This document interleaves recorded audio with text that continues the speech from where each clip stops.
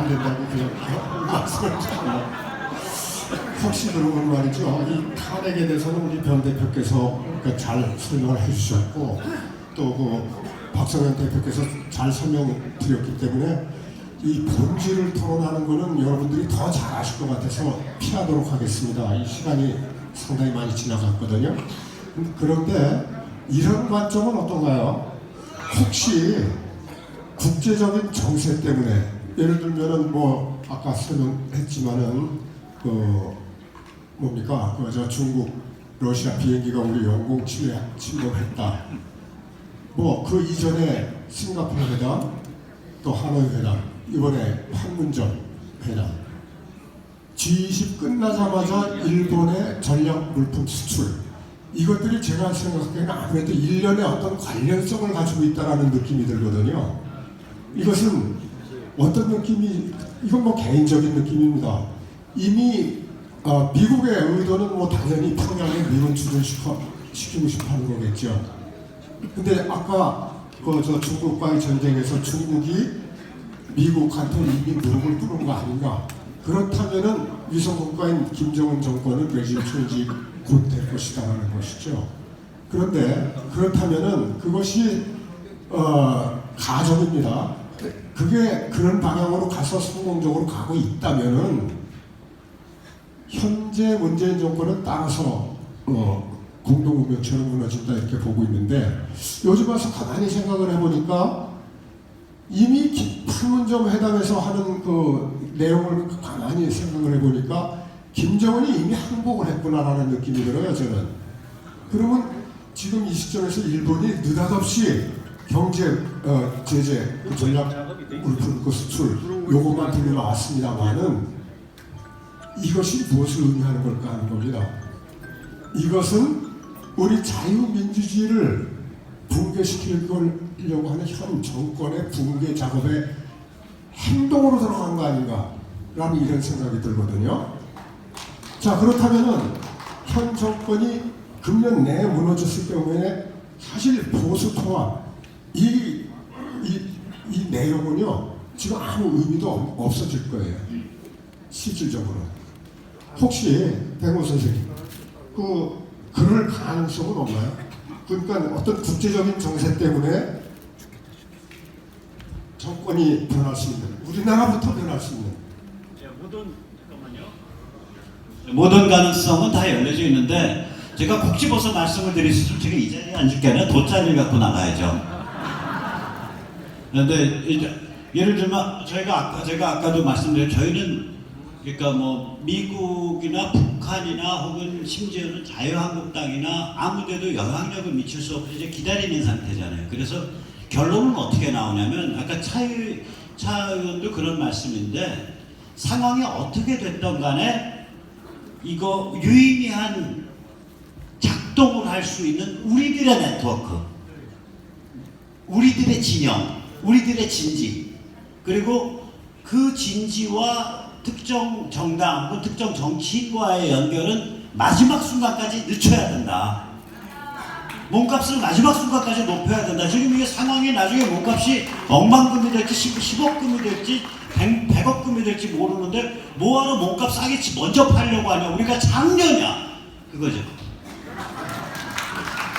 우리 저 박기범 회장님 의견을 좀 말씀해 주시죠. 저는 태극기 집회가 시작된 3년도 지난 3년간 한 번도 안 빠지고 집회 참석해서 행진을 하면서 나름대로 많은 생각을 했는데 처음에는 우리가 이 집회를 하면 멀지 않아 가지고 이 기하급수적으로 이 숫자가 늘어서 100만 명, 150만 명 이래 되면은 이 정권 금방 쓰러뜨릴 수 있을 줄 알았어요. 그런데 그래서 저희들은 이제 어떤 경우가 되더라도 우리가 이 태극기 물결에 이 불씨를 꺼뜨리면 안 된다. 이래가지고 이게 하루라도 빠질라 그러면 혹시 나 때문에 태극기 물결에 이게 불씨가 꺼질까 하는 그 조바심으로 계속 나왔거든요. 그런데 이게 계속 갈수록 가도 이 전혀 늘어나질 않아요. 그때마다 대학교 교수 출신이나 혹시 지식인이라고 하는 사람들이 조롱조롱 야그 태극기 집회에 나간다고 태극기 나가서 태극기 흔든다고 뭐가 되냐 아무 효과 없지 않냐 왜 나가냐 이런 조롱을 계속 해오는데 그때마다 지금 당장은 우리가 매주 하는 요 숫자 가지고는 어떤 무의미한 변화를 끌어내지 못하겠지만 그러나 얼마 안 가가지고 뭔가 상황이 변화가 생기면서 이게 급속하게 세력이 커지면서 어떤 걸 일으킬 가능성이 있다 그런 생각을 했는데 그러면서 그거에 말하자면 한마디 그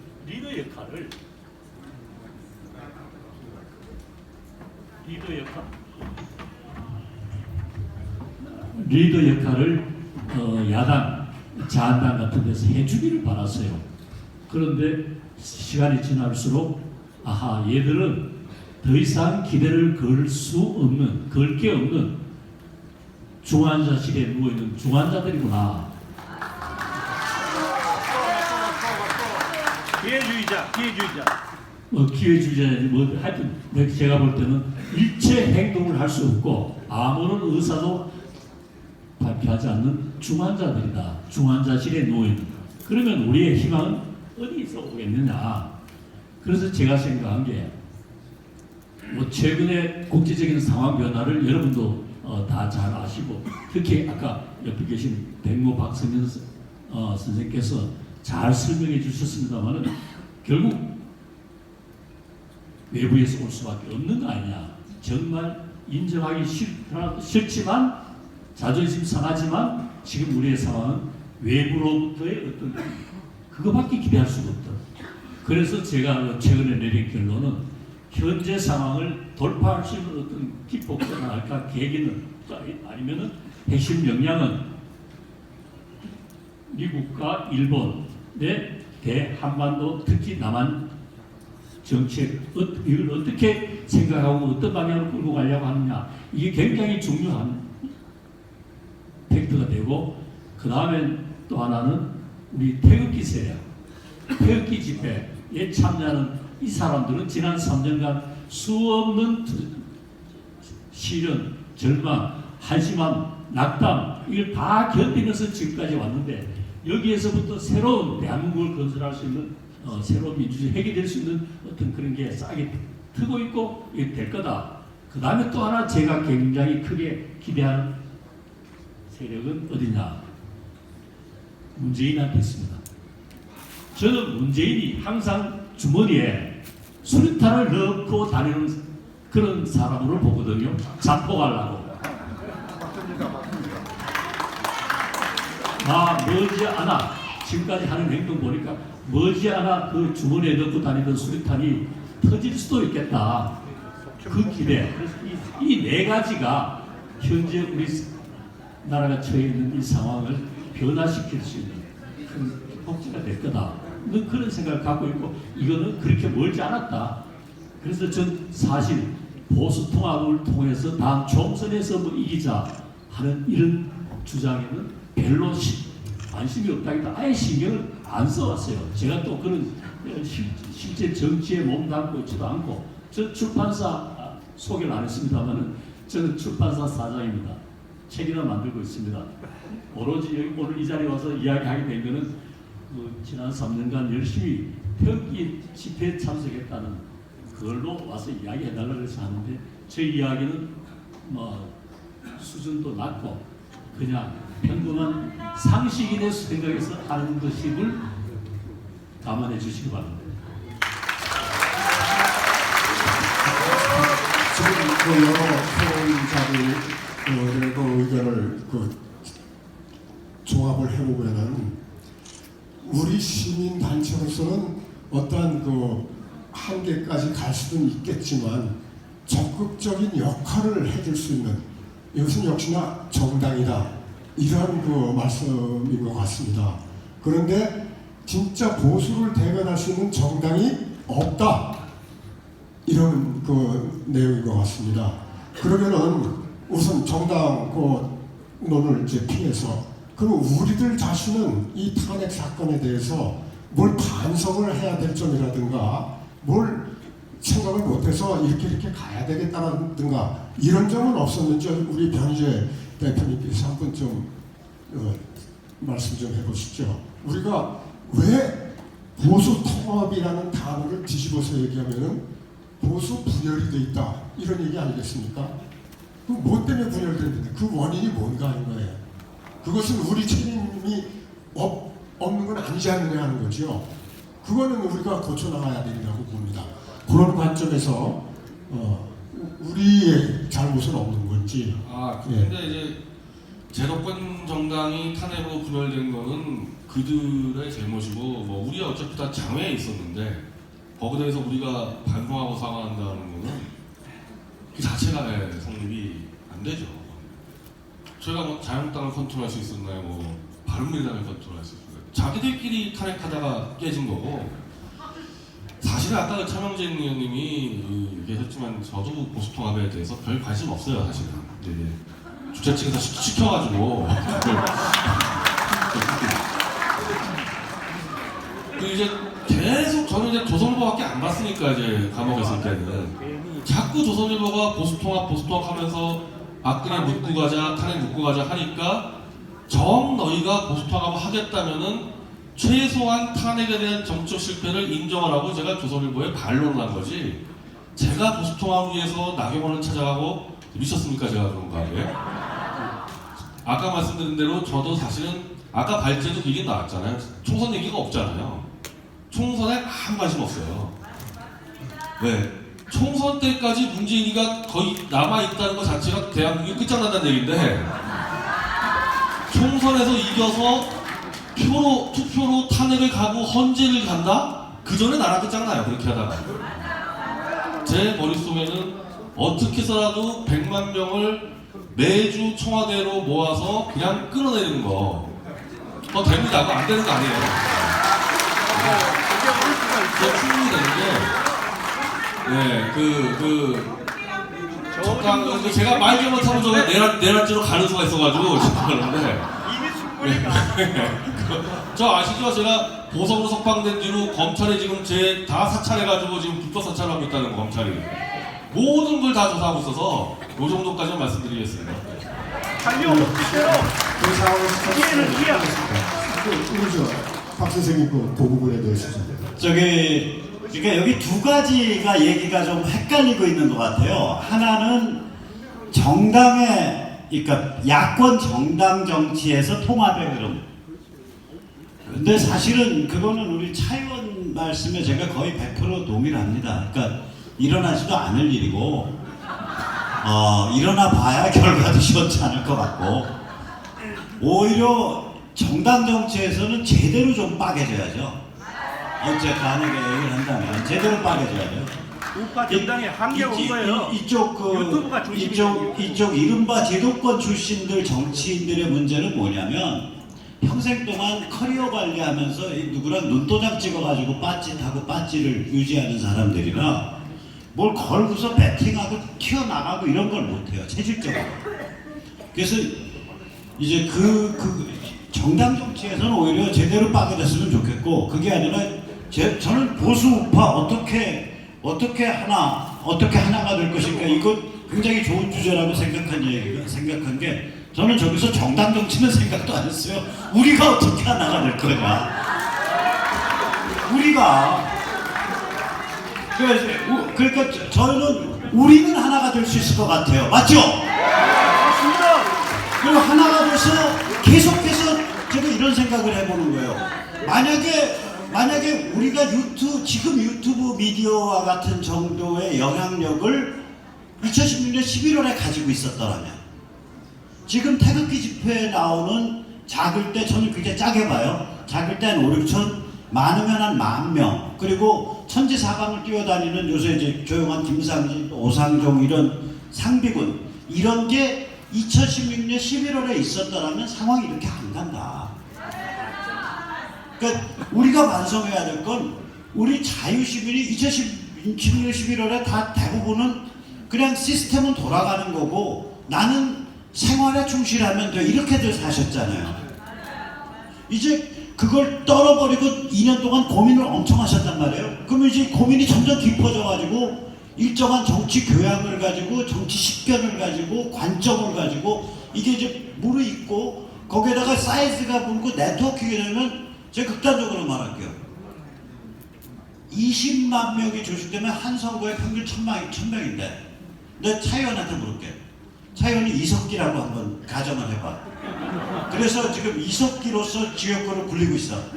근데 지역구 주민 1000명이 찾아와서 아니 이 의원 그 모양으로 할 거야.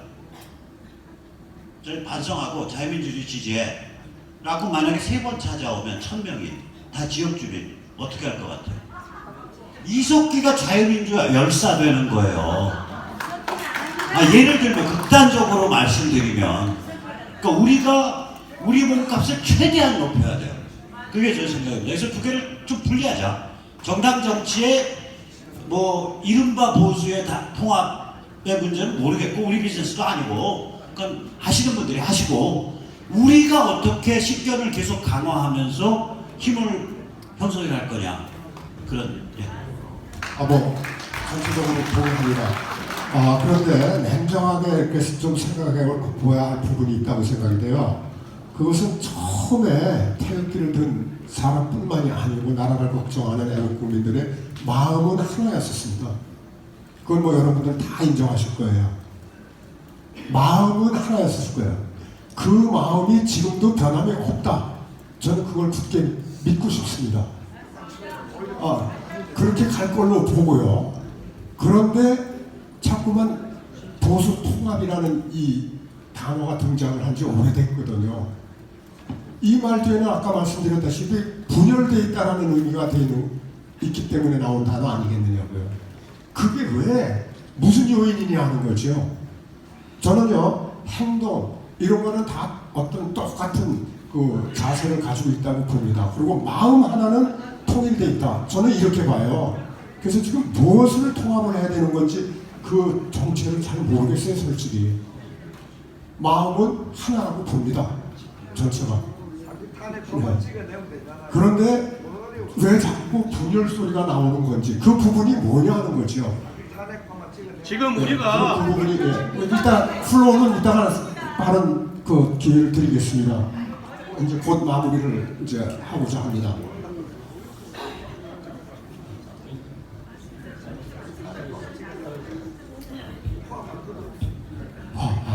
제가 간단히 한 말씀 드리겠습니다. 제가 사실은 좌파 출신이잖아요. 네, 그래서 제가 젊었을 때 뭐 우리 성윤이 형도 있지만 마크스주의 군사론 이것도 제가 번역을 한 적이 있어요. 그래서 제가 간단히 말씀드리면 혁명의 동학이라는 게 있는데요. 그 우연과 필연이 겹치는 겁니다.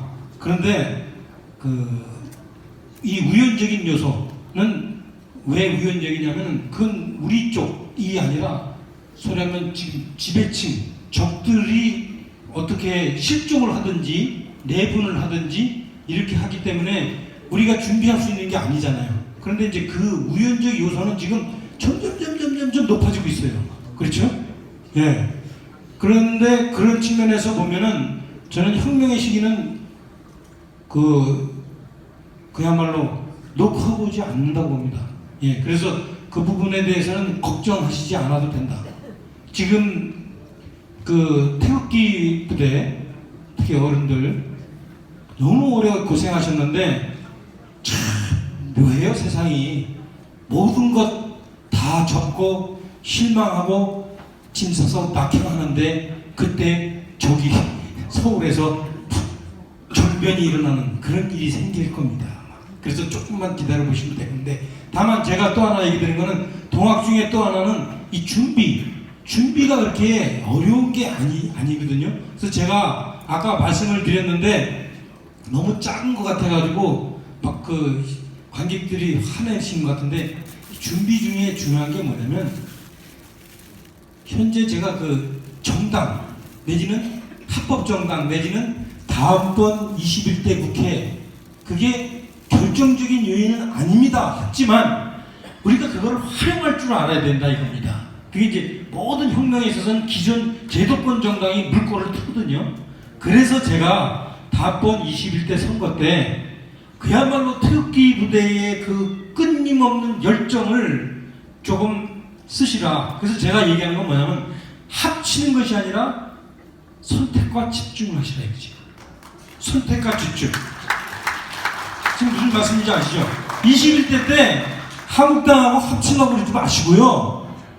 한국당에서는 야, 저놈은 반드시 떨어뜨려야 되겠다 하는데 힘을 어느 정도 쓰시고, 그 다음에 이 사람은 반드시 당선시켜가지고 이 사람이 국회에 들어가는 그 순간 제가 볼 때는 한 3사람, 4사람이면 돼요. 이 사람들이 진짜 그건 맞습니다. 3사람, 4사람만 되면 국회 뒤집어 놓을 수 있습니다. 예. 그거를 저는 그게 가능하다고 해요. 왜? 보통 그 일반 대중들은 그게 안 돼요. 여러 가지 어려운 게 있는데 나는 생각해 태극기 부대는 가능하지 않을까. 네, 네. 이 정도의 열정과 이 정도의 자기 현실성이면 가능하지 않을까. 그래서 제가 드린 말씀은 선택과 집중, 통합이 아니라. 예. 선택과 집중이요. 우리 박기동 선생님께서 특별히 오늘 그 토론을 위해서 준비해온 그 내용이 있으세요. 그 기회를 지금 드리도록 하겠습니다. 이게 말을 제일 할 줄 모르는 사람이 순서가 맨 끝이 되니까 이게 아주 불리합니다. 근데 우리가 오늘 주제가 보수 우파의 대통합인데 대통합을 이야기하기 전에 제가 오늘 말씀드리고 싶은 것은 과연 보수 우파라는 사람들은 어떤 사람들이냐, 어떤 사람들을 가리켜 우리가 보수 우파로 분류할 수 있느냐, 이 문제를 좀 미리 생각해 봐야 될 것 같습니다. 보수 우파라는 단어를, 용어를 정치학적으로 개념 규정한 것은 아까 변희재 대표께서 잘 해주셨는데, 저는 아주 상식적인 입장에서 우리가 저 사람은 보수 우파야, 저 사람 보수 우파 아니야, 이렇게 이야기할 수 있는 그 기준이 과연 무엇이겠느냐. 그 기준이 정해져야 우리가 보수파인 사람들끼리 통합을 하든 분열을 하든 할 것 아닙니까? 그래서 제가 생각하기를 최소한 대한민국에서 보수 우파라고 인정될 수 있는 사람은 이러한 자격을 가져야 한다, 갖춰야 한다. 그리고 이러한 사람들을 중심으로 통합을 해야 한다는 걸 몇 가지 정리해 봤습니다. 우선 보수 우파라고 분류되고 스스로를 보수 우파의 인사로 정의하려면 우리 시민들도 마찬가지입니다만 특별히 정치가들은 어떤 첫째, 모든 판단의 기준을 거짓에 두면 안 됩니다. 진실에 둬야지.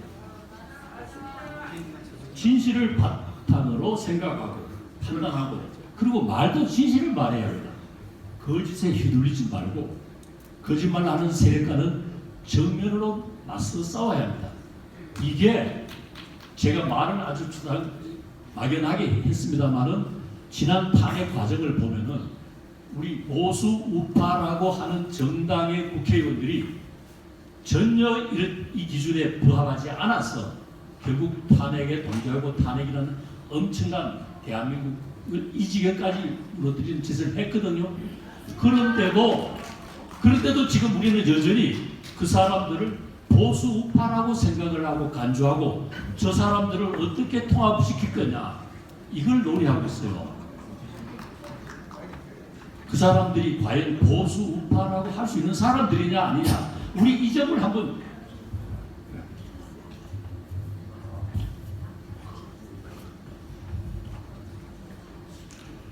이 문제가 이게 마이크 소리가 훨씬 크네요. 이 문제가 굉장히 중요한 이유는 우리 사회가 지금 몇 년간 큰 격변, 큰 사건이 생길 때마다 그 핵심은 거짓이었습니다. 거짓 선동. 제가 북한에서 나온 주체 사상 따라 나아가는, 주체 기치 따라 나아가는 조선 인민들의 투쟁이라는 책을 봤더니 우리가 4.19 혁명이라고 그 헌법에까지 명시해가지고 그 큰 그걸로 치는 4.19 때 북한이 자기들이 어떻게 선전선동해가지고 4.19를 일으켰는지 쭉 나옵니다. 말하자면 수많은 거짓에 의해가지고 대한민국 국민들이 쏘았어요. 그 이후에 거의 한참 동안 이 거짓이 그렇게 대규모로 퍼지지 않다가 그 다음에 이 거짓이 폭발한 게 5.18입니다. 광주 5.18. 광주 5.18 때 어떻단 거짓말들이 이게 퍼졌는지 다 아시죠? 경상도 군인들이 와가지고 전라도 사람 70%를 때려 죽여도 좋다. 전혀 젖가슴을 도려냈다.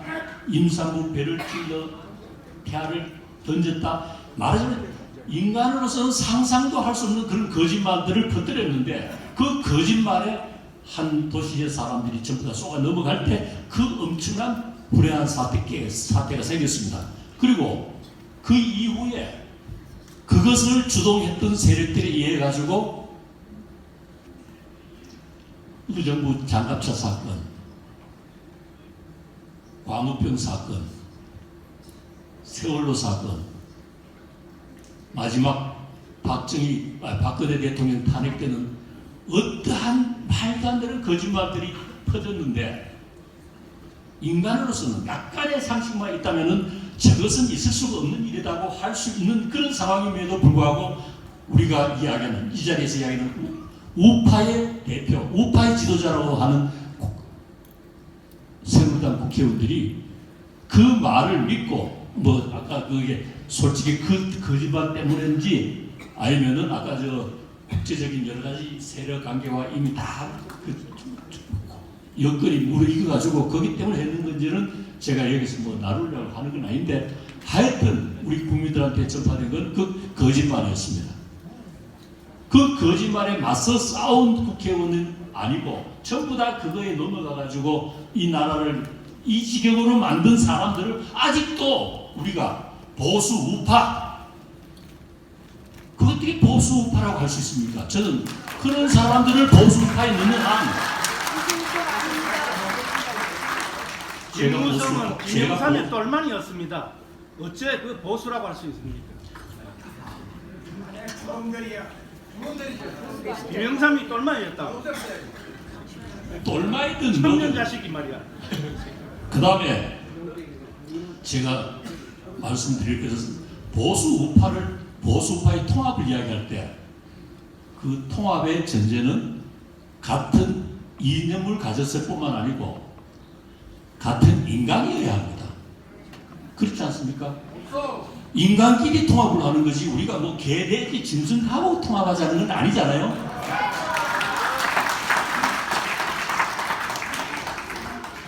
근데 저는 제 개인적인 경험도 있고 해가지고 종북 좌파, 주사파 이 사람들의 성향, 행태, 사고방식 좀 깊이 개인적으로 반추해볼 기회가 있었는데 그리고 나서 제가 마지막에 내린 결론은 아하 얘들은 인간이 아니구나.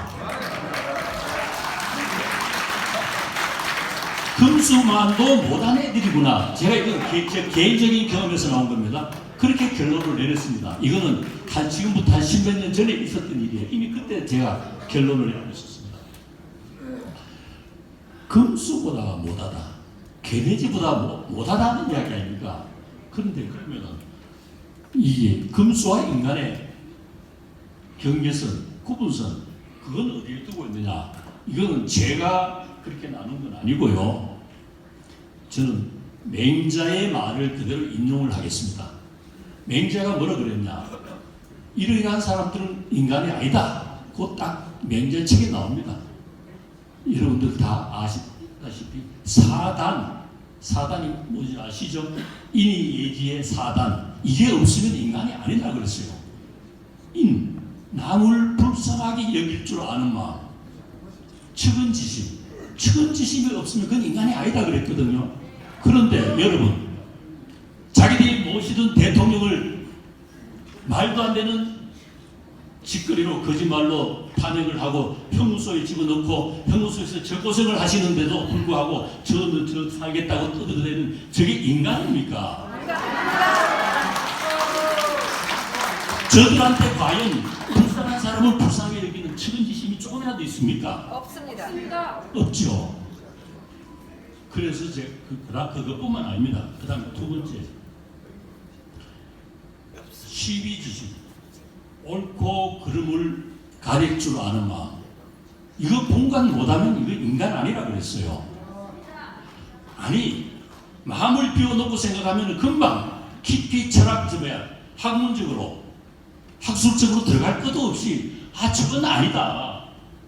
어떻게 인간이 저럴 수 있나고 판단 쉽게 할 수 있는 거에도 불구하고 배울 만큼 다 배우고 국민들의 지도자의 위치에까지 올라간 인간들이 그걸 구분을 못했다? 아니 못했는지 안 한지 몰라도 일단 시비지심 이 마음이 없어가지고 옳고 그름을 제대로 가리지 못할 때 안 할 때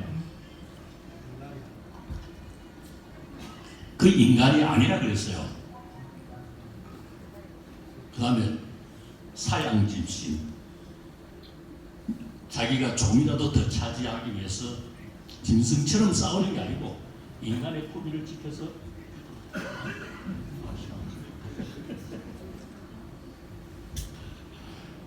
이러한 인간으로서 가져야 할 시비지심 다음에 사양지심 그 다음 수호지심 부끄러워할 줄 아는 마음 잘못을 알고 나면은 불의한 짓을 하고 나면은 부끄러워할 줄 알아야 돼요. 부끄러워서 얼굴이 붉어질 줄 알아야 돼요. 그리고 그 다음에 늘 고쳐나가려는 노력이 따라야 됩니다. 이 수호지심이 없는 인간들이 뭘 하냐? 부끄러워할 줄 모르기 때문에 거짓말을 합니다. 부끄러워할 줄 모르는 인간들에게는 뻔뻔스럽게 온갖 짓을 하고도 거짓말로 그걸 때웁니다. 우리가 그 현상을 어디서 자주 볼 수 있냐? 인사청문회에서 볼 수 있죠. 부끄러워할 줄 모르는 인간들이에요. 그럼 이렇게 우리가 맹자가 말한 이 사단조차 안 가진 인간들을 우리는 자꾸 보수우파의 지도자 저 사람들을 어떻게 끌어서 합칠 건가 이 문제를 논의하는데 저는 그래서 애초부터 저 사람들에 대해서 저 사람들이 금수에서 인간으로 다시 되돌아오기 전에는 그 방법은 자신의 잘못을 뉘우치고 회개하고 고치면은 금수에서 인간으로 되돌아온다고 그랬습니다. 이거는 성경의 말씀도 그렇고 공자, 맹자의 말씀도 마찬가지입니다. 잘못을 했으면 부끄러워하고 그 다음에는 그걸 뉘우치고 고칠 수 있는 마음 이게 전제돼야 됩니다. 이거 없는 사람들을 우리가 보수 우파의 범주에 넣어놓고 통합을 하자 뭐 안 하자 백날 떠들어봐야 의미 없는 이야기 됩니다. 그 다음에 이제 보수 우파로 일단 인간이라는 전제하에 다 인간이 됐다는 전제하에 우리 어릴 때 부모님들로부터 항상 듣는 이야기가 제일 먼저 인간이 되어야 한다는 이야기를 많이 듣고 자랐습니다. 인간이 먼저 돼야 된다. 그런데 일단 이렇게 해서 인간이 된 사람들을 전제로 그 다음에 따져야 할 게 뭐냐? 헌법 정신입니다. 헌법 정신에서도 가장 핵심이 자유라는 겁니다. 자유의 개념. 이 자유의 개념이 왜 정치가들한테 입법하는 사람들한테 중요하냐면은 이 자유를 바탕으로 생각을 하면요 인간을 자유가 없는 종, 노예 이런 걸로 만들 위험이 있는 입법을 안 하게 됩니다. 말하자면은 우리나라 자유민주주의 국가에다가 시장경제 국가를 어떻게든 복지국가, 포퓰리즘 국가, 사회주의 국가 체제로 몰고 가려는 그런 정책을 입법을 하지 않게 됩니다. 그래서 이 정치가들한테 이 자유의 관념을 명확하게 머릿속에 체화하고 있는 겁니다.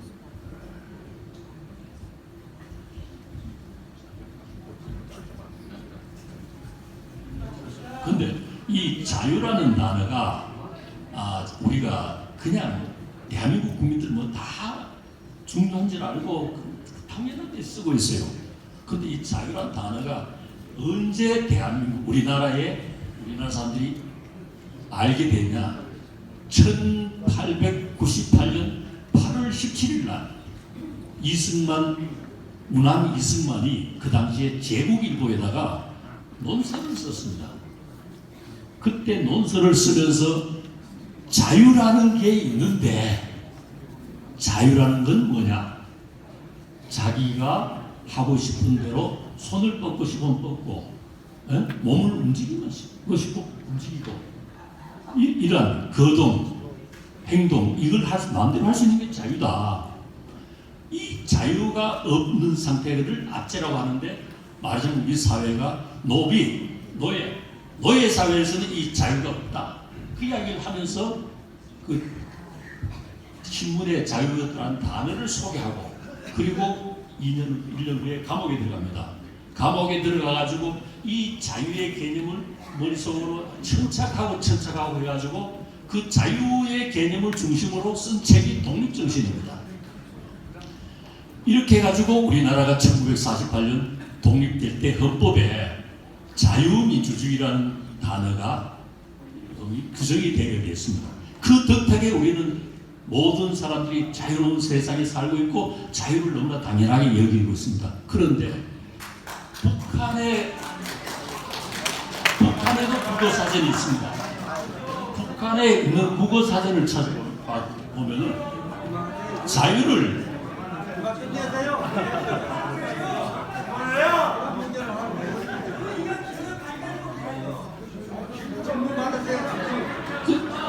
곧 끝내겠습니다. 잠시만 기다려 주세요.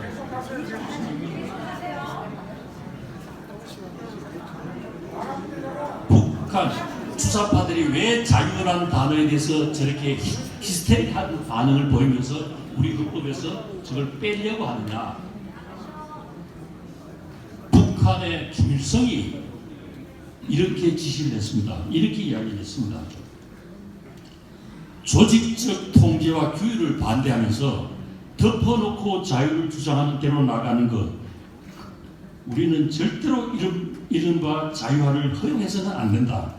자유화는 공동 질서를 파괴하는 것이며 집단 질서를 할 수 없게 하는 사회주의에서는 결코 있을 수 없는 해로운 경향이다. 김일성이가 자유에 대해서 이렇게 강하게 이야기를 해놓으니까 김일성을 추종하는 주사파에서 대한민국 헌법에, 그 다음에 학교 과학급 교과서에 그 자유란 단어를 빼고 싶어가지고 저렇게 광고를 하는 겁니다.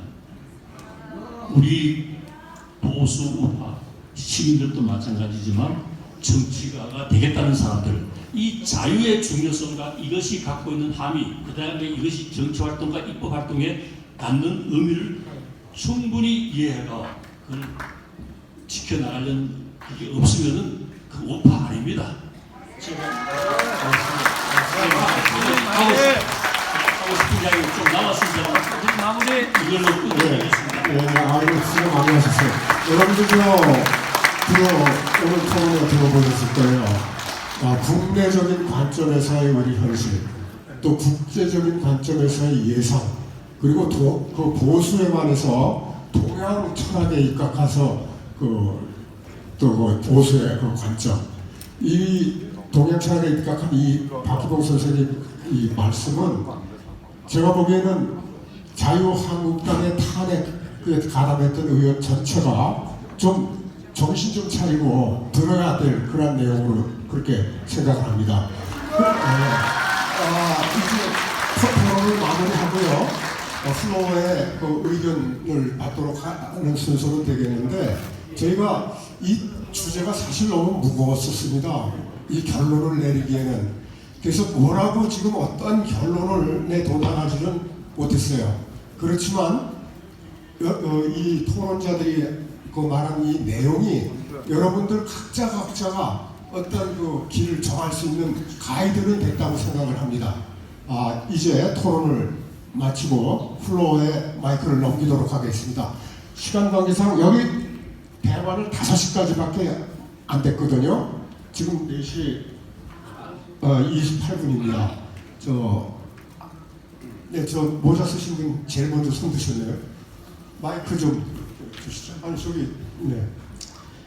예, 발언의 기회를 주셔서 감사합니다. 미처의 한 사람으로서 필드에서 보는 시각에 관한 부분을 말씀드리겠습니다. 제가 보기에는 행동하지 않는 애국은 의미가 없습니다.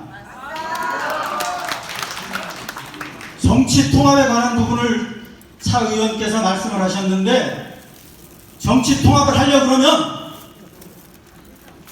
자한당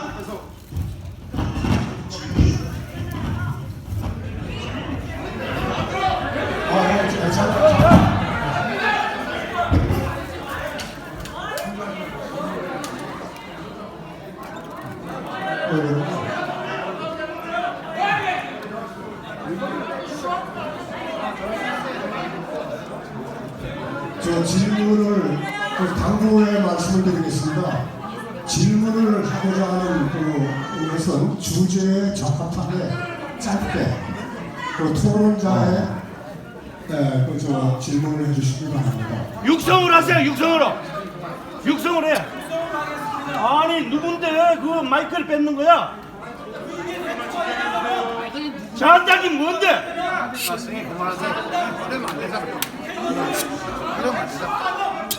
똑바로 하라고. 똑바로. 자한당. 나 자한당 당직자야. 그러나 잘못하고 있어. 개념 없이 뭐 하는 거야 지금? 입장이거든요. 똑같은 입장이니까 토론은 질문하고 들어보시자고. 너무 맺힌 게 많아. 맺힌 걸 여기서 붙이면 안 되지. 들어보자니까요. 지금 그러니까 마이크를 뺐잖아. 왜냐면은 자기의 개인 의사를 얘기해서 질문을 하셔야지. 그러니까 기회를 줬잖아. 기회를 줬잖아요. 질문을 하셔야지. 질문을. 질문을 해주세요. 질문. 기회를 주셔야지. 장례 정리를 좀 해야 되겠습니다. 지금 한 분이 말씀하실 때 다른 분들은 조용히 했으면 좋겠습니다. 말씀할 기회를 또 드리도록 하겠습니다. 잘하면서 해야지. 잘하면서.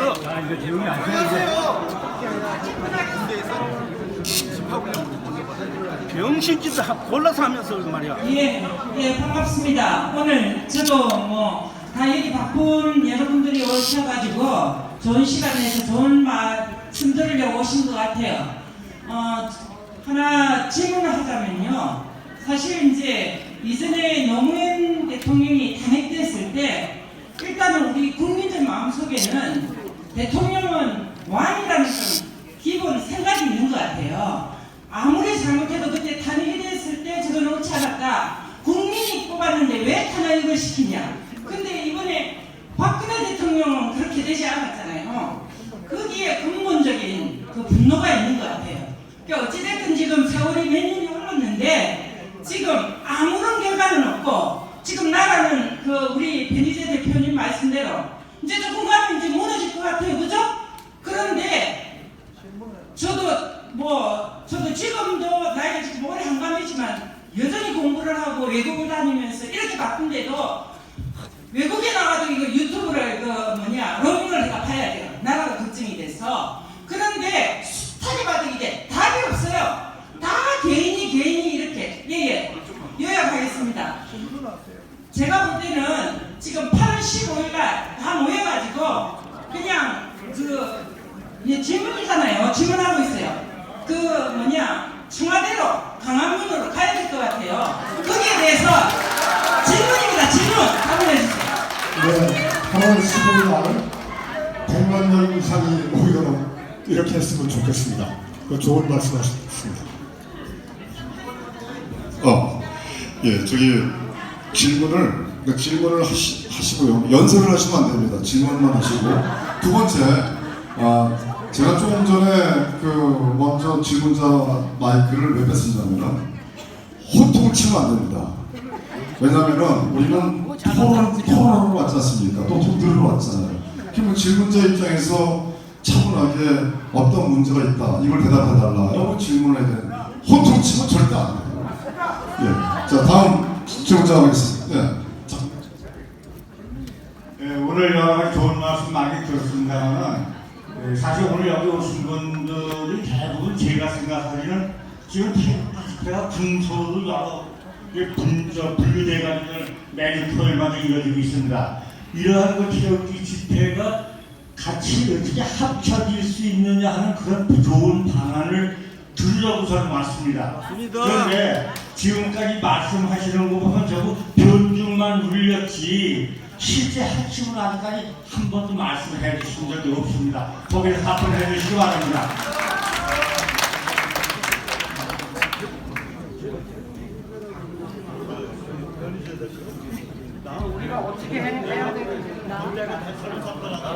이게 제일 뜨거운 질문이어서 저한테 들어왔네요. 저는 아시다시피 저건데 제가 어저께 그냥 말씀을 드릴게요. 그러니까 어저께 제가 세뇌 탈출해서 제 토론문 전문이 한 18페이지 되는데 그중에 13페이지를 읽어드렸는데 그때 제가 모두에서 한 드린 말씀에 요번 모임이 굉장히 그 의미가 깊은 이유가 이제 그 태극기 집회의 3대 센터라고 할 수 있는 천만인 그쪽하고 그다음 국본하고 일파만파하고 셋이서 이런 본격적인 행사를 한 게 제가 보기엔 처음이에요. 그리고 요거에 선행해서 반일 히스테리를 규탄하는 기자회견을 국본과 일파만파가 한 3주 전쯤에 했었죠. 그런 일도 굉장히 처음이거든요. 저 개인 그냥 저는 태극기 집회 아무 운영진도 아니고 어느 센터에서도 불러만 주시면 어디든 가서 뭐 연설은 하는데 그런데 이제 기본적으로는 이렇게 생각을 합니다. 뭐냐면은 장소를 지켜야 되니까 나눠서 가는 것도 괜찮아요. 근데 연사를 좀 공유를 하고 프로그램을 공유하는 게 좋을 것 같고요. 그리고 결정적인 시점 1년에 한 너댓 번 혹은 한 달에 한 번 정도를 연합 행사를 하는 게 좋을 것 같아요. 그래서 이게 그리고 아까 말씀드렸듯이 그리고 어떤 그 공통의 연대기구를 만들어서 그 투명하게 집행진을 많이 하면 곤란하고요. 집행진을 한 몇 명에서 아무튼 뭔가를 이렇게 좀 연대해서 멤버십이나 연락체계도 서로 링크를 가지고 그렇게 했으면 좋을 것 같다는 생각이 듭니다. 네. 질문하실 때, 예, 좋습니다. 질문하실 때 첫 번째 자기소개를 먼저 해주시고요. 그 다음에 두 번째는 누구한테 질문을 한다. 그 질문 대답자를 지정해 주세요. 그리고 앞으로 지금부터 이제 앞으로 세 분만 모시고 저희들이 질의응답을 하도록 하겠습니다. 자, 다음 질문자, 네, 강수산 TV 강수산 동지를 모시겠습니다. 네, 안녕하십니까. 법정신문 강수산 기자입니다. 저는 간단하게 백모 박성현 대표에게 질문을 하겠습니다. 간단한 질문입니다. 우리가 언제까지 태극기를 들고 있어야 되는 것입니까? 이것이 궁금합니다. 간단하게 답합니다. 오래 사시고요. 돌아가시는 날까지 들어야 됩니다. 왜 그러냐면 자유민주주의 공화국은 우리 자유시민이 시민성을 가지지 않으면 운영되지도 유지되지도 않습니다. 우리가 주인입니다. 가게 건물 주인이 가게 세주고 관리도 안 하고 영선도 안 하고 세입자에 무감각하고 이러면 그 건물 금방 폐가 되죠. 지금 제가 조중동과 자유한국당 야권을 입만 벌리면 비판하지만 저들이 저렇게 간땡이가 부어서 썩어빠진 기득권 벙털 수구 기득권층이 된 거는 우리가 게을렀기 때문입니다. 예. 네, 좋습니다. 다음 질문자, 네. 아니요, 잠깐만. 그러면 김상호 교수님 질문하시겠습니다. 김상호 합니다. 차명진 의원님께 질문을 드리겠습니다.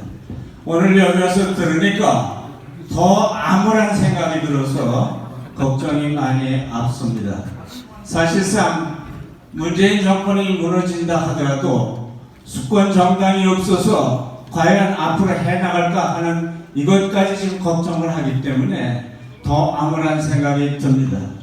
제가 질문 드리고 싶은 것은 저희가 독립을 한 것도 우리 자체적으로 하지도 못했고 6.25 전쟁 때도 우리 스스로 나라를 제대로 지키지도 못했는데 이번에도 과연 우리 스스로가 이 문재인 정권을 타도시키면서 과연 우리 자유대한민국을 스스로 지킬 수 있는 역량을 가졌는가가 상당히 의문스럽습니다.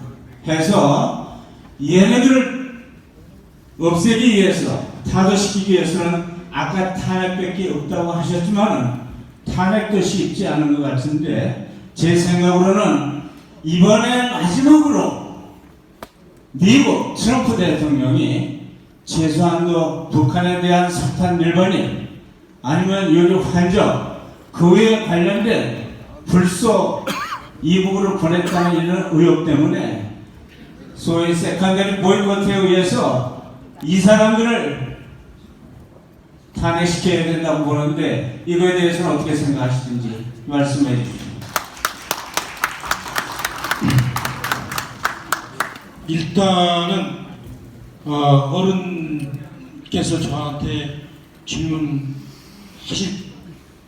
제가 답할 정도로 제가 이렇게 식견과 소신이 있는 사람은 아닌데요. 제 생각을 말씀드리면 있습니다. 아까도 제가 말씀드렸듯이 혁명은 그야말로 이런 것 같습니다. 그 여인의 이 침맛자락처럼 부시부식간에 옵니다. 그 역사는 항상 그랬습니다. 그래서 과연 문재인이가 결정적으로 약점을 벌이고 그리고 지금 어른께서 걱정하셨듯이 언제 우리 자유민주 진영의 훌륭한 리더와 조직화가 돼서 그 혁명을 달성할 수 있을까? 하여튼 그런데 이런 거는 있어요. 제가 보면 첫째, 문재인이가 생각보다는 많이 약점이 너무 많습니다. 지금. 그래서 저는 아마 총선이 끝나자마자 문재인이가 급격하게 저는 무너질 거다. 그렇게 봅니다. 예. 아마 제가 볼 때는 총선을 전후해서는 많은 실망이 있을 텐데 그런데 어느 날 갑자기 잠에서 깨어보니 문재인이가 너무나 허망하게 무너질까라는 걸 저는 말씀드리고 두 번째, 우리 주체 세력과 관련해서는 이렇습니다. 저는 끊임없이 이렇게 생각하는 게 저기 동구에 제2 민주화 물결이 이루어졌을 때 체코에서 그 민주화 물결을 접수한 사람들이 한 20명의 시인들 동호인 모임이었어요. 거기에 혁명군이 준비가 안 돼 있었어요. 제대로 혁명군이 준비되어서 혁명을 완수한 세력은 여태까지 역사적으로 제가 볼 때는 딱 둘밖에 없었어요. 하나는 러시아 혁명, 또 하나는 미국의 독립혁명. 그런데 제가 이런 생각이 듭니다. 저는 뭐 그냥 듣기 좋으라고 하는 말씀이 아니라 대한민국의 이 태극기 부대를 저는 주목합니다. 태극기 부대를. 예, 태극기 부대가 지금 사실 언론이 적들에게 장악되어 있고 태극기 부대에 계신 분들이 사실은 이름이 없는 분들이 많지만 저는 어느 결정적인 순간에 태극기 부대에 훌륭한 리더들이 나올 거다. 이런 생각이 듭니다. 그래서 상황이 되면 이 상황을 이끄는 분들이 태극기 부대에서 접수를 할 건데 다만 이제 이와 관련해서 제가 몇 가지 당부드리는 말씀은 그러나 중간 단계로서의 현재의 제도권 정당은 의미가 있다. 그래서 제도권 정당에게 목을 내놓고 기다려서도 안 되지만 또 무시해도 안 된다. 그래서 제가 선택과 집중을 하셔라 이렇게 드리는 말씀입니다. 그러면 반드시 저는 뭐 내년 총선 이후의 상황에 대해서 그림이 쫙 그려져요. 태극기 부대에서 그 지난 2년 동안 그냥 따라다니던 어느 한 사람이 그야말로 문재인이 쓰러지고 문재인을 접수하는 광화문 광장에 그 수십만 군중 앞에 나타나서 여러분, 제가 여러분과 함께 태극기 부대와 함께 청와대로 들어가겠습니다. 저는 그런 사람은 그냥 지도자가 되는 거예요. 네. 그 여태까지 제가 그 아까 어떤 분이 말씀하시는데 유튜브 지금 보시면은 답답하죠. 왜? 나도 아는 문재인이 까는 얘기만 하고 있으니까. 그렇죠? 이제 지금 우리의 투쟁 대우는 과거의 협곡에서 지금 넓은 개활지 시대로 온 거예요. 협곡은 빠져나가는 게 우선 목적이잖아요. 이제는 개활지 시대예요. 그래서 어디로 가야냐가 중요한데 그 측면에서 제가 볼 땐 너무 걱정하지 마시라. 내년 총선 후를 생각하고 그 전 단계로 총선에서 선택과 집중을 하시라. 제 드리는 말씀입니다. 예, 감사합니다. 다음 질문자 모시겠습니다. 그 질문하실 때 누구한테 질문합니다라고 먼저 말씀하시고 하세요. 유튜브 연합회 대표 홍진모입니다. 차명진 의원이나 아니면 변희재 대표님이 좀 답변을 해주시면 좋겠고요. 지금 박근혜 대통령의 아이가 굉장히 염려가 되는 시점이 있는데 지금 그러지 않아도 박근혜 대통령 굉장히 폭발력을 가지고 계십니다. 근데 지금 옥중 정치를 하고 있다, 안 하고 있다. 그리고 또 박근혜 대통령이 지금 박심이 지금 어느 당에 있다. 이런 얘기들이 좀 흘러나오고 있는데 이런 부분들에 대해서 사실 여부에 대해서 두 분 중에 한 분 좀 답변을 해주시면 좋겠습니다. 대부분 답변할 사람이 없지.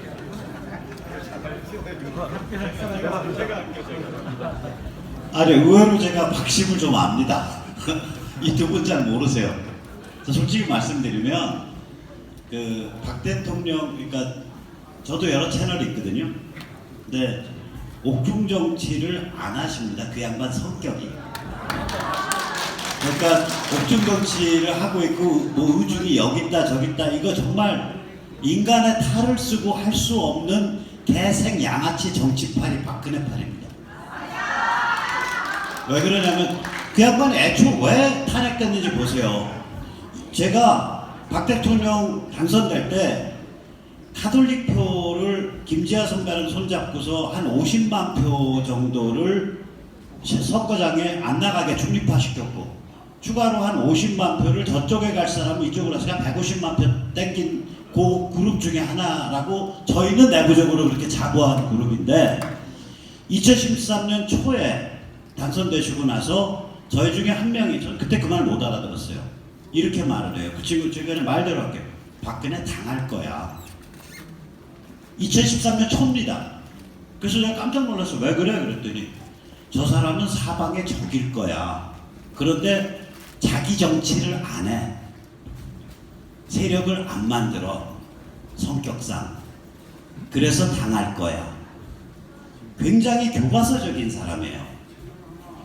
그러니까 옥중에 앉아서 내가 지금 여기서 요걸 요렇게 비틀면 요렇게 정치가 가고 저기서 저렇게 비틀면 저기가 정치가 가고, 말이 안 되는 그 사람 평생 살아온 스타일이 아니에요. 제가 거의 한 달이면 서너 번이면은 예를 들어서 최명성 변호사랑 술을 먹거든요. 그리고 여러 가지 얘기를 해요. 근데 제가 만나는 그야말로 굉장히 성실한 박 대통령 주변 인물 중에 n분의 1이에요. 최명성은.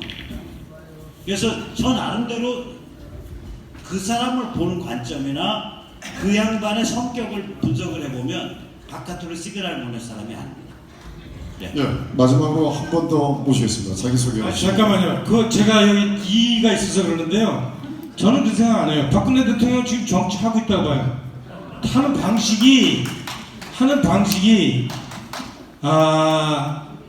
방식이 유튜버들처럼 안 하고 저 같은 찌질이처럼 안 하고, 그분은 존재 자체가 정치하는 거 아니에요?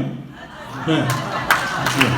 그리고 다음 모시겠습니다. 그분이 가장 구체적으로 정치 행위한 것을 딱 한 번 봤는데 저는 그 이상도 이하도 아니라고 봐요. 태극기 부대한테 고맙습니다. 그게 엄청난 함의를 지닌 거라고 저는 봅니다. 태극기 부대, 저는 여러분을 지도하는 지도자가 아니라 여러분의 팔로워입니다. 제가 볼 때 박근혜 대통령이 그렇게 얘기했을 거예요. 앞으로 잘 될 겁니다. 예. 네, 안녕하세요. 저는 송파구에서 강길형입니다. 백모 박사님 선생님께 질문을 드리겠습니다. Freedom is not free. 자유가 아니면 죽음을 달라. 우리는 지금 자유를 뺏겼습니다. 박근혜 대통령을 구출해야 됩니다. 지금. 박근혜 대통령 구출하면은 우리 사회는 영원히 뺏깁니다. 네. 따라서 지금 박승현 선생님께서는 참 국제 포럼에도 자주 나가시고 또 외국어도 잘하시고 영어도 잘하시는데 우리 지금 대한민국 자유를 구출하기 위해서는 전 세계 자유연대, 자유시민 단체들과 연대해가지고 지금 과거에 촛불 했다시피 그들도 국제 코미테는 이 조직들과 또 중국의 또 유학생들과 또 간첩들과 합세해가지고 거대한 구판을 벌이기 촛불 집회입니다. 따라서 우리 자유민주주의 회복하기 위해서는 국제 자유연대와 협력해가지고 박근혜 대통령을 구출해야 되는 건데 박승현 선생님께 의견을 듣고자 합니다. 감사합니다. 짧게 말씀드릴게요. 미국 쪽은 저희 같은 성향의 사람들하고 그러니까 이 미국 트럼프 진영의 이너서클이 결국 결합하게 될 거예요. 그러니까 행사를 같이 한다 안 한다 이런 걸 떠나서 그러니까 상당히 그 관점을 공유하게 될 거예요. 왜 결국 그렇게 될 수밖에 없어요. 왜냐하면 미국이 미중 전쟁, 북한 접수 해방 이 방향으로 나가게 되면 그게 저희 태극기들의 관점이잖아요. 그래서 관점이 같아서 공유하게 되고 그걸 조금 더 구체화되면 말씀드릴 텐데 일단 한 가지 예를 들면 제가 관련된 단체가 9월 말에 이거 처음으로 공개하네요. 9월 말에 트럼프의 오른팔이 있어요. 매튜 모워스라고 나이 30쯤 된 친구인데 트럼프가 당선할 때 라스트벨트 공략의 1등 공신이고요. 국무부 관료 체제를 장악하기 위해서 국무부를 발령을 해서 트럼프의 전체 당선 후에 인사 발령 1호고요.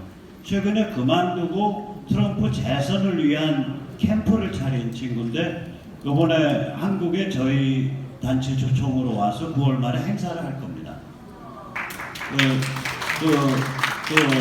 나이가 그거밖에 안 됐지만 블룸버그 같은 데서 동정 보도를 하고 있는 이 사람 어디에 갔다 뭐 갔다 하는 그 뭐라고 말씀드릴까요? 그러니까 이너서클이에요. 그 다음에 그것과 별도로 저는 한 발 떠 있는 단체지만 노재봉 총리를 이제 고문으로 모시고 있는 그 인맥에서 지금 계획은 11월 초에 그러니까 가칭 아시아 리버티 컨퍼런스라는 조직을 만들어서 여기서 한국, 일본, 홍콩, 대만, 타이완, 그러니까 대만, 위구르, 티벳이 다 모여서 2박 3일로 컨퍼런스를 하고 마지막 끝나는 날 토요일 날 여기가 주체로 한 태극기 집회를 하려고 제가 한 보름 전에 그걸 중간에 리에종을 쓴다고 민준홍 총장님께 그 무렵에 국본에서 자리 좀 내주세요 라고 부탁을 해서 민 총장님이 사적으로는 오케이를 했어요. 사적으로는 그렇게 한번 고려해보겠다. 그러니까 좀 판이 좀 그렇게 가고 있는 중입니다. 말씀하신 대로. 예, 여기까지입니다. 교수님께서 마무리. 네. 장시간 동안 상당히 열띤 분위기였습니다. 여러분들과 참 협조를 잘 해주셨다고 생각되고요. 저는 개인적으로 늘상 주장하는 게 하나 있었습니다. 그것은 한 달에 한 번 정도는 100만 명 정도 모였으면 좋겠다. 이거였었습니다. 네. 그냥 세월이 가면서 모이는 사람 이외에는 더 안 늘어나거든요. 그거는 뭔가를 보여줄 수 있는 그런 위력은 없다고 보여져요. 그래서 저 같은 경우는 뭐 매주 토요일 다른 스케줄은 만들지 않습니다. 이 집회 이후에는. 근데 한 달에 한 번 정도는 100만 명만 모여줬으면 좋겠다. 그런 소망을 가지고 있습니다. 좀 열심히 좀 모여보십시다. 자, 오늘 토론회를 어쩌면 여러분들 가슴에 차지 않을지도 모르지만 그래도 열심히 준비해서 참 무거운 주제 잘 소화했다고 생각을 합니다. 마음속에 여러분들이 뭔가 결정을 내리실 수 있는 어떤 가이드라인 이것이 됐으면 좋겠습니다. 감사합니다. 예. 오늘 토론회를 주재하신 우리 맹규성 교수님께 뜨거운 박수 부탁드리겠습니다. 자, 그냥 계세요. 그냥 계십시오. 거기 서 계십시오. 거기 계십시오. 예, 그 다음에 우리 비봉 출판사 아직 나가지 마십시오. 우리 국민은혜 마무리해야 됩니다. 예, 비봉 출판사 박기봉 대표님께 뜨거운 박수 부탁드리겠습니다. 그리고 미코치 우리 변희재 대표 고문께 뜨거운 박수 부탁드리겠습니다. 차명진 전 의원님께 뜨거운 박수 부탁드리겠습니다. 그 다음에 백모 박승현 대표께 뜨거운 박수 부탁드리겠습니다. 존경하는 국민 여러분, 오늘 토론회가 의미 있는 토론회가 됐습니까? 이 풍전등화한 상황에서 우리 대한민국을 어떻게 구할 것이냐, 결국은 우리가 우리의 후손과 자손들을, 우리 자식들을 위해서는 우리가 결국은 피를 흘려야 된다고 생각합니다. 여러분들 그런 뜨거운 열정 가지고 계시죠? 우리 마무리하기 전에 박정희 대통령께서 작사 작곡하신 나의 조국을 함께 부르고 그 다음에 애국가 4절까지 부르고 그 다음에 만세 칠창으로 마무리 짓겠습니다. 괜찮으시죠? 모두 일어나 주십시오.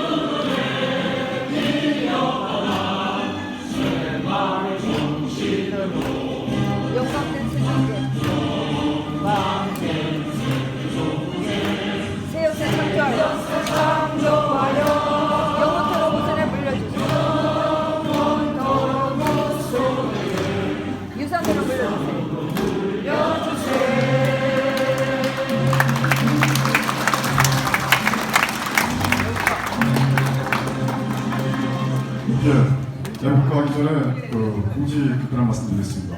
저희들이 이제 8.15 행사가 이제 약 2주 남았습니다. 지금 여러 군데서 8.15 행사를 할 계획이지만 저희들 태극기 애국세력, 특히 저희 일파만파와 국보는 같이 8.15 행사를 같이 통합해서 하기로 했습니다. 그렇기 때문에 저희들의 기본적인 통합의 원칙은 뭐 기존에 여러분 잘 아시겠지만 이 탄핵 세력을 촉진하는 그런 대원칙 속에서 우리가 탄핵을 이 5.18을 같이 하는 겁니다. 첫 번째, 박근혜 대통령 탄핵 무효를 찬성한다. 그리고 탄핵을 한 세력들을 우리는 축출한다. 그 다음에 5.18은 민주화가 아니라 폭동이다. 이러한 원칙에 합의되면은 우리는 같이 어떤 정치 세력이나 어떤 단체랑도 같이 한다는 대원칙을 갖고 있습니다. 여러분들 괜찮으시죠? 네. 그래서 우리가 8.15는 함께 할 계획입니다. 그래서 우리가 모두 모여서 우리가 이 문재인 정권을 우리는 반드시 대한민국 헌법에 위배된 정권이기 때문에 반드시 타도를 해야 됩니다. 자, 애국가 부르고 마무리하겠습니다.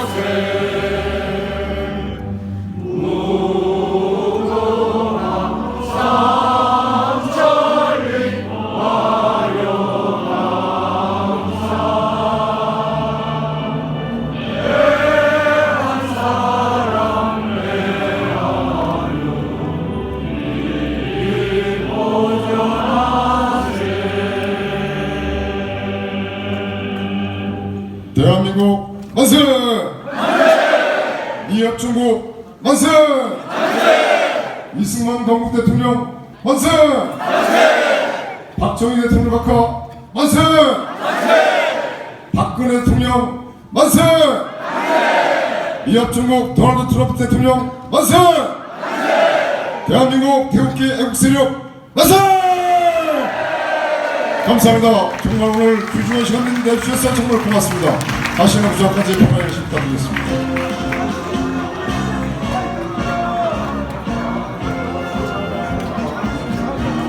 네, 오늘 함께 해주신 유튜브, 대한민국 방송, 강수사 TV, 오뚜기 방송, 땅끝 TV, 영어 방송, 이승엽 TV, 박근혜 정신, 개미 애국 방송, 엄마 방송, 허준 선생 TV, 우아트 TV, 애국 비디오 TV, 이야기, 행동본부 TV, 추노추동 TV, 서초동 과분 이야기, 아가페 TV.